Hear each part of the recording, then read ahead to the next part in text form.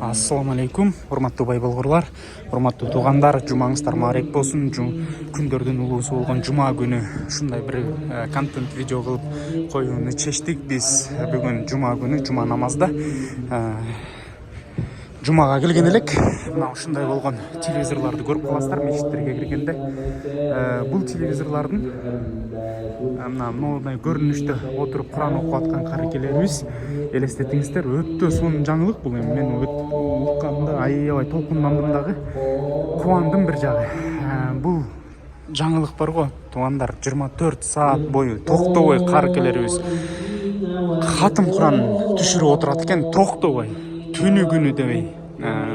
Бул каракелерибиздин мындай проектини Замир Кары Ракиев устазыбыз ушундай программаны, системаны түптөп кеткен экен. Муфтий болуп отурган учурда буларга символический мындай айлыктары төлөнүп, айлыктар берилип, каракелер ушундай күнү түнү Куран окуп, кыргыз элибизге, кыргыз жерибизге, журт башчыларыбызга, бүткүл багы кыргызстандыктарга дуа кылышып, ушундай мечиттин ичинде жайгашкан офиси бар экен. Азыр мен силерге ал офисти дагы көрсөтөм.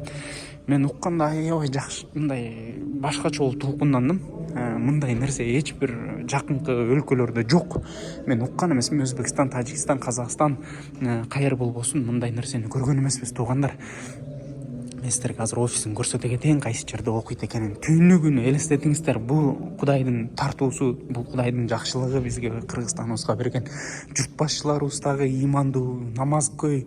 Мынакей азыр алымдарыбыз дагы мына ушундай нерсени түптөп коюшу, бул биздин элдин буюрса дагы да болсо өнүгүшүнүн белгиси да, дагы да болсо өнүгө турган эл экенибиздин белгиси. Аллах Таала мынакей аз карап коюңуздар. Көрсөтөм мен силерге. Башкаларга дагы таратып койсоңуздар дагы болот. Билбегендер билип алсын. Биздин Кыргызстанда ушундай проект бар.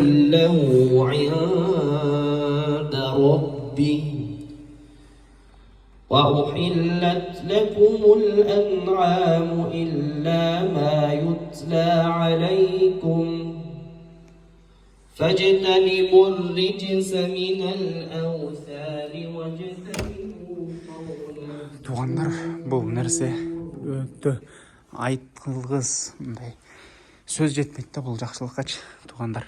Өтө сонун проект болгон экен туугандар. Аллах разы болсун. Биздин аалымдарга, пайгамбарыбыздын саллаллаху алейхи вассаламдын мураскорлору болгон биздин аалымдарыбызга ушул нерсени түптөп койгон аалымдарыбызга Аллах разы болсун. Аллах Таала багы биздин мамлекетибизге берекени, тынчтыкты, жакшылыкты жаадырып, Кудайым буйруса биз ушундай бир эл болот деген ниетте, дүйнөнү куткарган, дүйнөгө жардам берген эл болот экенбиз деген бир ниеттемин, иншалла. Караңыздар, Гоголя Московский мечитинде азыр жумадан кийинки абалды да көрсөтүп коеюн. Өтө сонун бул туугандар. Билбеген кишилерге билдирип коюш үчүн таратып койсоңуздар болот туугандар. Таратып койсоңуздар болот. Күнү түнү токтобой 24 саат Куран хатым кылып, дуа кылып, мамлекетибиздин өнүгүшүнө, берекелүү бир тынчтыкта жашаш үчүн ушундай иштер жасалып атат диний тармакта дагы. Өтө сонун жаңылык мен үчүн. Билбегендер болсо билип алыңыздар, көрбөгөндөр болсо жөнөтүп бөлүшүп койсоңуздар болот туугандар. Өтө сонун жаңылык туугандар.